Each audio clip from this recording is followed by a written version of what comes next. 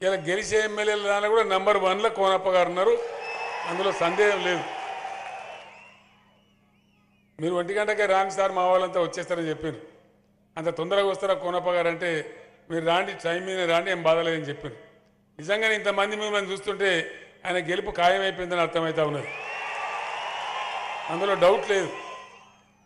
అయినా సరే మీరు నేను చెప్పిన విషయాలు దయచేసి ఆలోచన చేయాలి. మీ ఊరికి పోయిన తర్వాత 10 మందితో చర్చ పెట్టాలి.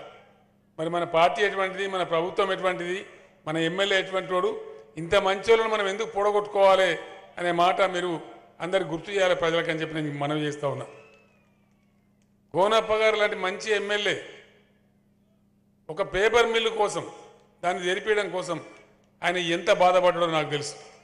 నాతోనే ఆ కేటీ రామారావుకి చెప్పించి అక్కడ పోయి తిరిగి 10 మంది 10 కంపెనీలను పట్టుకురావాలని చెప్పి తిరిగి చివరికి ఒక కంపెనీ పట్టుకొచ్చినారు.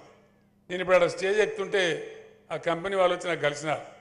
సార్ మీ ప్రభుత్వం దయ వల్ల మీ సపోర్ట్తోని మేము బ్రహ్మాండంగా నడుపుతున్నాం, మునుపటి కంటే కూడా ప్రొడక్షన్ ఎక్కువ చేస్తున్నాం, ఇంకా ముందు కూడా బాగా చేస్తామని చెప్తా ఉన్నారు. సర్సిల్క్ కూడా తెలిపియాలని చెప్పి చాలా ప్రయత్నం చేస్తూ ఉన్నారు కోనప్ప గారు.